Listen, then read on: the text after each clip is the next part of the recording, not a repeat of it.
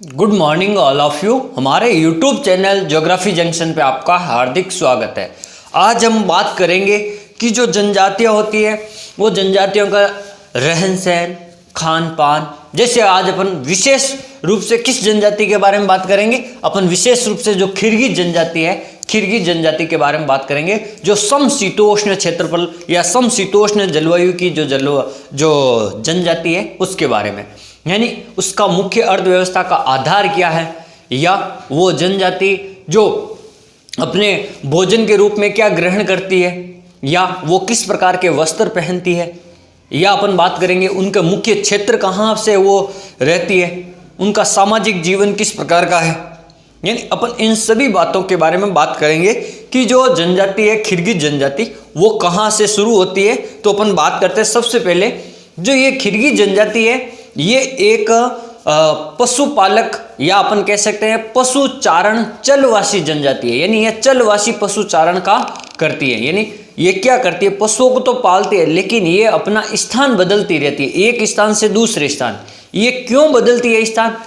क्योंकि जब ये कई दिनों तक एक स्थान पर रहता है तो जो पशुओं के लिए जो चारा और जो पानी की व्यवस्था होती है, जो चारे की, जहाँ पर वो खत्म हो जाते हैं तो वो क्या करते हैं, दूसरी जगहों पे चला जाता है। एक तो कारण हो गया ये, और दूसरा कारण ये क्या करते हैं, मौसमी प्रवास करते हैं। यानी मौसम के अनुसार ये अपना जो स्थान है वो बदलते रहते हैं। जैसे किस प्रकार से, अगर गर्मियों का मौसम है, अगर सर्दियों का मौसम है तो ये पहाड़ी इलाकों से रेगिस्तानी या अपन कह सकते हैं जो मैदानी क्षेत्र होते हैं वहां पर आकर वहां अपने पशुओं को चराते हैं और वहीं अपन रहते हैं।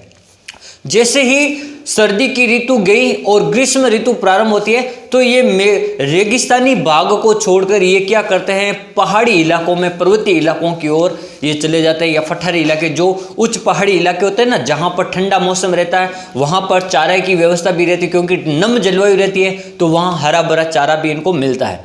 तो मुख्य कारण इनका क्या है, जो पशुपालन है जो चलवासी प्रकार का है।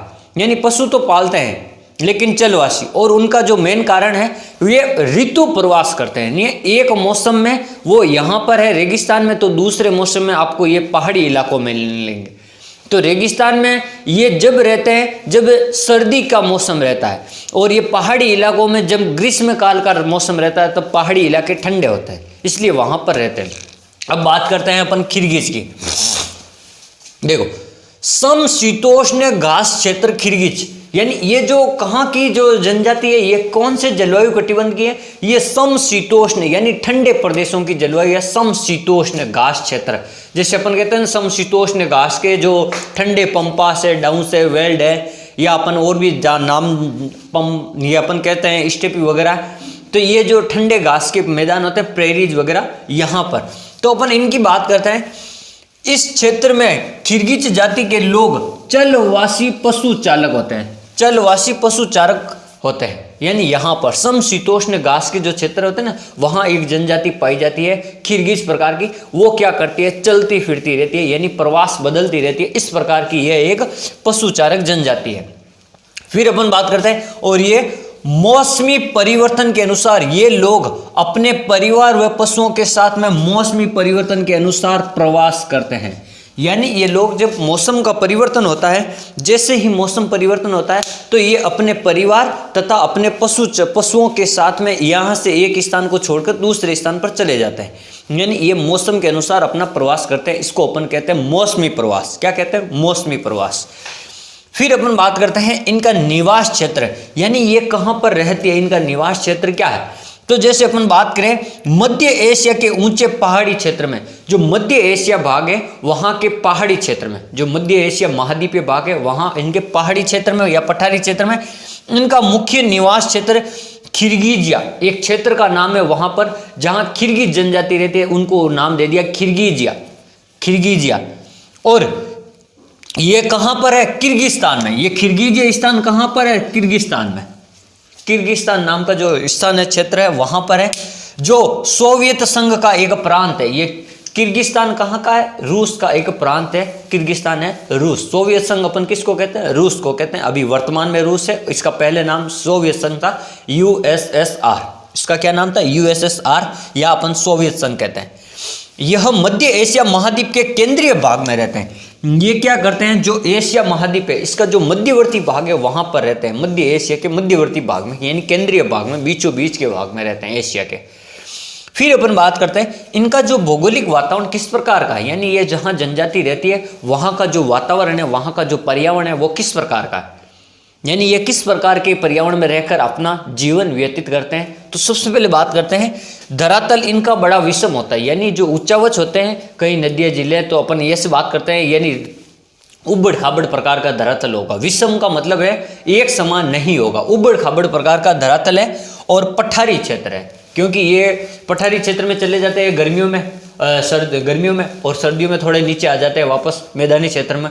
तो इस प्रकार पठारी क्षेत्र, उच्च शिखर पर सदैव बर्फ जमी रहती है। जब ये सर्दियों में, गर्मियों में पहाड़ी इलाकों पे जाते हैं, या सर्दियों में जो पहाड़ी इलाका होता है जहाँ ये, तो वहाँ पर उच्च क्षेत्र है, वहाँ पर तो हमेशा बर्फ से ढके हुए रहते हैं, लेकिन ये बीच के क्षेत्र में लगभग वहाँ पर रहते हैं, पहाड़ी इलाकों के बीच के क्षेत्र में, जहाँ पर थोड़ा ग्रीष्म रहता है, क्योंकि वहाँ पर अपन कह सकते हैं ना, जो बीच वाला क्षेत्र होता है वो गर्म होता है, जहाँ पर कृषि भी की जाती है। फिर अपन बात करते हैं इनका जो बर्फ का हिमाच्छादित क्षेत्र होता है वो साइबेरिया तक भी, इसका उत्तर में विस्तार, इसके उत्तर में विस्तार कहाँ तक है, साइबेरिया तक है। जैसे ये अरब के रेगिस्तान से शुरू होते हैं, मध्य एशिया में आते हैं, और मध्य एशिया का जो थोड़ा भाग ऊपर है वो साइबेरिया से भी लगता है, उत्तरी भाग। जलवायु वहाँ की शुष्क होती है, यानी वर्षा इतनी ज़्यादा नहीं होती है, आर्द्रता है लेकिन वर्षा नहीं होती, इसलिए वहाँ की जलवायु वो आपकी शुष्क प्रकार की है और महाद्वीपीय प्रकार की जलवायु, क्योंकि वहाँ महासागर तो है नहीं। अपन अरब क्षेत्र से जब ये मध्य एशिया की जाएंगे तो वहाँ कोई महासागर तो है नहीं, इसलिए वहाँ पर की जो जलवायु किस प्रकार की है, महाद्वीपीय प्रकार की शुष्क जलवायु पाई जाती है। वर्षा बिल्कुल कम होती है, वर्षा साइबेरिया क्षेत्र में बर्फबारी तो होती है लेकिन वर्षा नहीं होती है जब जल के रूप में, तो इसलिए वो कम वर्षा का क्षेत्र है। ग्रीष्म काल में क्या होता है, ये अत्यंत गर्म हो जाता है, गर्मियों में अत्यंत गर्म और सर्दियों में अत्यंत ठंडा, गर्मियों में बिल्कुल गर्म हो जाएगा और सर्दियों में बिल्कुल ठंडा हो जाएगा। ये इस प्रकार के वातावरण में रहते हैं। और कभी कभी सर्दियों में यहाँ पर क्या आता है, बर्फीले तूफान भी आते हैं। कभी कभी सर्दियों में क्या, यहाँ पर बर्फीले तूफान भी आते हैं, क्योंकि जो साइबेरिया में जो शीत हवा चलती है, बर्फीली ठंडी हवा, वो इस प्रकार की। ये ठंडी हवा भारत में क्यों नहीं आती, इसका मुख्य कारण है भारत में नहीं आने का साइबेरिया की जो ठंडी हवा, क्योंकि भारत में जो हिमालय पर्वत श्रृंखला फैली हुई है, ये इस रूप में या इस दिशा में फैली हुई है ताकि वह हिमालय से जो साइबेरिया से आने वाली ठंडी हवा को रोक देती है। इसलिए भारत का जो है इतना ठंडा क्षेत्र नहीं रहता है, उसका प्रभाव कम रहता है। फिर अपन बात करते हैं, यह पशुओं के साथ झुंड में रहते हैं, यानी ये अपने पशुओं को एक साथ झुंड में रखते हैं। और फिर यहाँ की जो वनस्पति प्रकार की है, जैसे ये जहाँ पर रहते हैं वहाँ पर स्टेपी प्रकार के घास क्षेत्र होते हैं। कहाँ, स्टेपी प्रकार के घास क्षेत्रों में निवास करते हैं। अपन एशियाई क्षेत्र में जो घास के मैदान होते हैं उनको यूरोप और एशिया में क्या कहते हैं, स्टेपी घास के मैदान कहते हैं। और ये पहाड़ियों पर कोणधारी वनस्पति मिलेगी। इनकी पहाड़ियों पर कोणधारी वनस्पति का मतलब है पेड़ किस प्रकार के होंगे, पेड़ इस प्रकार से होंगे, इस प्रकार नीचे झुके हुए। कोणधारी का मतलब ये पेड़ों का इस प्रकार से आकार होगा। जो आप क्रिसमस का पेड़ नहीं देखते हो वो इस प्रकार से, ये कोणधारी वृक्ष, यानी जैसे बर्फ गिरेगी तो इनके पत्तों को लगते हुए ऐसे ऐसे रोज लगेगी, तो ये पत्ते क्या होंगे, अपना आकार नीचे की ओर कर देंगे, पत्तियां नीचे की ओर झुका देंगे, बर्फ आएगा नीचे गिर जाएगा, बर्फ आएगा नीचे गिर जाएगा। इस प्रकार से इनका मुख्य कारण यह है, क्योंकि बर्फबारी के कारण यहाँ पर सिंचाई का बिल्कुल अभाव होता है, तो इसलिए कृषि बिल्कुल कम होती है, कृषि बिल्कुल कम होती है, सिंचाई का बिल्कुल अभाव होता है। फिर अपन शारीरिक लक्षण की बात करें तो ये जो जनजाति है मंगोल प्रजाति के समान, ये लगभग मंगोल प्रजाति के लोग यहाँ पर रहते हैं, यह मंगोल प्रजाति के समान होती है किर्गिज जनजाति। त्वचा का रंग इनका पीला होता है, त्वचा का रंग इनका पीला तथा बाल काले। त्वचा का रंग थोड़ा पीला पीला होगा और बाल काले होंगे। और आंखें छोटी व तिरछी, आंखें थोड़ी छोटी होगी और ये तिरछी होगी, कभी इधर कभी इधर, बाहर की तरफ आपको लगेगा ये किधर देख रहे हैं, यानी आंखें थोड़ी तिरछी होती हैं। और कद इनका थोड़ा छोटा होता है, जो मंगोली लोग होते हैं उनका कद क्या होता है, छोटा होता है। और शरीर थोड़ा हट्टा कट्टा होता है, सुसंगठित होते हैं, एकदम शरीर की बनावट में सही होते हैं। अब अपन बात करते हैं ये वस्त्र, यानी ये जो लोग किस प्रकार के वस्त्र पहनते हैं, यानी सर्दी गर्मी से बचने के लिए किस प्रकार के वस्त्र पहनते हैं। तो अपन बात करते हैं, यहाँ पर तो ठंडा इलाका है, तो यहाँ पर ये वर्ष पर्यंत ऊन व खाल के वस्त्र पहनते हैं, यानी या तो ये ऊनी वस्त्र पहनते हैं क्योंकि ये साइबेरिया वगैरह का जो ठंडा क्षेत्र है तो यहाँ पर ठंड रहती है। तो ये क्या करते हैं, या तो ऊनी वस्त्र पहनते हैं, या क्या करते हैं, पेड़ों जो ये भेड़ बकरी या पशुपालन करते हैं इनकी खाल का क्या करते हैं, खाल का ही कुछ ऐसा वस्त्र बनाते हैं, इनकी खाल को ये पहनते हैं। या तो ऊन का वस्त्र या इनकी खाल का वस्त्र ये पहनते हैं सर्दी से बचने के लिए। और लंबे लंबे कोट पहनते हैं। जैसे आपने देखा होता, कभी आप जोधपुर के नेपाली मार्केट में गए होंगे, तिब्बती मार्केट में, तो वहाँ जो लेडीज़ वगैरह जो पुरुष वगैरह होते हैं वो सभी लंबे लंबे जैकेट पहनते हैं। अपन तो यहाँ तक पहनते हैं घुटनों से भी ऊपर, वो घुटनों से नीचे तक पहनते हैं, लंबे लंबे जैकेट पहनते हैं। उनको अपन क्या कहते हैं, कफ्तान कहते हैं। उनको क्या कहते हैं, कफ्तान कहते हैं। स्त्री और पुरुष दोनों ही लंबे लंबे जैकेट पहनते हैं। फिर अपन बात करते हैं, पुरुष पायजामे पहनते हैं नीचे। पुरुष क्या पहनते हैं, पैंट की जगह पायजामा। और स्त्रियां ऊनी साड़ी, ऊनी दोड़ू साड़ी, यानी इनकी जो साड़ियाँ होती है उनकी कुछ विशेषता, दोड़ू प्रकार की साड़ियाँ होती है, ये उनकी साड़ी पहनती है। और बेल बूटों की कढ़ाई के वस्त्र भी पहनती है स्त्रियाँ, यानी जो अपन कहते हैं ना कसीदाकारी किया हुआ, तो बेल बूटों की जो कढ़ाई होती है, यानी यहाँ पर कुछ प्रिंटिंग वगैरह बनी होती है हस्तशिल्प कला से, तो वो उनके जो कारीगरी होती है, अपन कसीदाकारी कहते हैं, वो इनके साड़ियों पर बनी होती है। फिर अपन बात करते हैं इनका भोजन, यानी ये भोजन में क्या ग्रहण करते हैं। तो ये जो जनजातियाँ वगैरह होती है ये लगभग मांसाहारी होती है। तो ये भोजन में जैसे पहले तो ये पशुपालन इनका मुख्य व्यवसाय होता है। तो ये जो पशुओं से प्राप्त होने वाला जो दूध है, दही है, मक्खन है, घी है, पनीर है, ये इनका प्रयोग करते हैं। अधिकांश लोग तो क्या करते हैं, जो पशुपालन करते हैं उन पशुओं से जो प्रोडक्ट प्राप्त होते हैं, उत्पाद प्राप्त होते हैं, उनका भोजन के साथ सेवन करते हैं। कुछ क्या होता है, मांस खाते हैं, कुछ क्या होता है, मांस भी सेवन करते हैं। तो मांस भी किसका खाते हैं, जो भेड़ बकरी या जो ये पालते हैं ना, भेड़ बकरी या ऊंट या गाय है, भेड़ है, याक है और बकरी, इनका मांस भी खाते हैं ये लोग।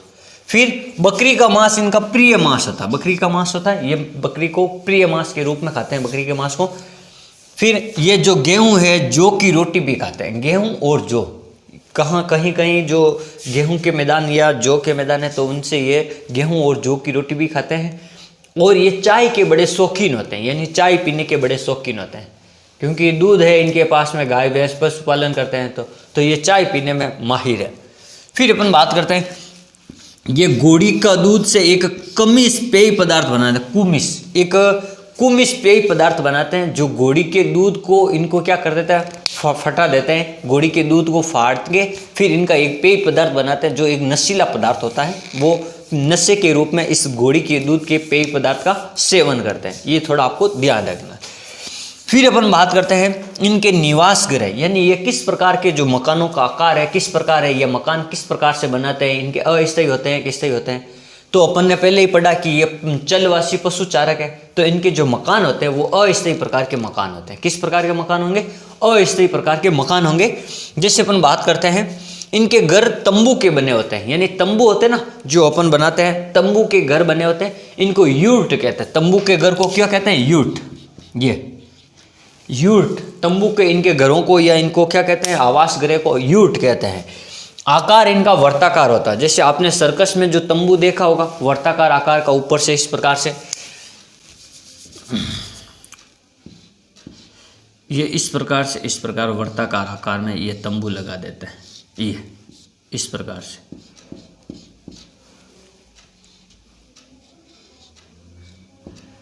ये इस प्रकार से मकानों में रहते हैं, वर्ताकार आकार में तंबू के। फिर अपन बात करते हैं, जो ये घर बनाते हैं, ये तंबू है ना, ये पशुओं की खाल से भी बनाते हैं, पशुओं की खाल का भी ये तंबू बनाते हैं, ठीक है, सर्दी से बचने के लिए। और ये लकड़ियों तथा पशुओं की खाल से इन तंबुओं को मंडते हैं, यानी जैसे तंबू लगाए उसके ऊपर पशु की खाल लगा देंगे, फिर वो क्या, सर्दी नहीं आएगी अंदर और गर्मी भी नहीं आएगी, सर्दी वर्षा या गर्मियों से बचने के लिए इस प्रकार करते हैं। फिर इनकी जो अर्थव्यवस्था है, इन अर्थव्यवस्था का मुख्य आधार क्या है, इनकी अर्थव्यवस्था का मुख्य व्यवसाय है या आधार है, वो है पशुचारण, यानी पशुओं को चराना और पशुओं से जो उत्पाद प्राप्त होते हैं, जैसे दूध है, मक्खन है, घी है, इन प्रोडक्ट को बेचते हैं, या इनसे जो प्राप्त होते हैं मांस है, ऊन है, खाल है, इनका और क्या करते हैं, व्यापार करते हैं या इनको बेचते हैं, क्रय विक्रय करते हैं, और इनकी जो मुख्य अर्थव्यवस्था का आधार यह है। फिर अपन बात करते हैं सामाजिक संगठन, ये जो खिरगिज वगैरह लोग होते हैं इनमें अधिकांश ये इस्लाम धर्म के अनुयायी होते हैं। ये किस जाति के? इस्लाम अनुयायी, यानी इस्लाम धर्म को ये मानते हैं और संस्कृति वर्तमान सभ्यता से थोड़े पिछड़े हुए रहते हैं, क्योंकि ये आदिम प्रकार की जनजातियां हैं तो वर्तमान सभ्यता का इतना महत्व नहीं देती हैं और वर्तमान सभ्यता को ये बढ़ावा नहीं देती है। परिवार में जो पिता होता है वो मुख्य होता है। परिवार का जो मुखिया कौन होता है? इन जनजातियों में जो मुखिया होता है वो पिता होता है, और पिता जो मुखिया होता है वो हमेशा वंशानुगत बनता है, यानी अपने वंश के अनुसार। जैसे पिता का बेटा वापस फिर वो बन जाएगा मुखिया, फिर उसके बेटा, यानी वंशानुगत क्रम चलता रहता मुखिया का। इनके जो परिवार होते हैं कुल में रहते हैं, यानी एक ही कुल में कई सारे परिवार रहते हैं। जैसे अपन संयुक्त परिवार की बात करें तो एक परिवार में कई सारे लोग रहते हैं, तो इनके एक कुल में कई सारे परिवार रहते हैं। फिर अपन की बात करें, इनका जो ये अपनी लड़कियों का या अपनी बहनों की जो शादी करते हैं वो वंश या गोत्र के बाहरी वंश से करते हैं, अपने ही वंश में नहीं करते जैसे मुसलमानों की तरह। ये क्या करते हैं? अपने वंश या गोत्र से बाहर के लोगों से इनकी शादी करते हैं। और विवाह में स्त्री पक्ष के लिए कुछ भेंट देते हैं। विवाह में जैसे अपन दहेज प्रथा वर्तमान में नाम दे दिया जाए दहेज प्रथा, या वर पक्ष को कुछ भेंट दी जाती है, तो इसमें अपन के तो यहाँ वर पक्ष को भेंट दी जाती है और वहाँ स्त्री पक्ष को भेंट दी जाती है। ये थोड़ा आपको ध्यान रखना। तो इस प्रकार आज हमने पढ़ा कि जो मुख्य रूप से खिरगिज जनजाति का अर्थव्यवस्था, भौगोलिक स्वरूप या शारीरिक गठन या वस्त्र या अपन और कह सकते हैं अर्थव्यवस्था का क्या आधार है, इन सभी के बारे में अध्ययन किया। Thank you.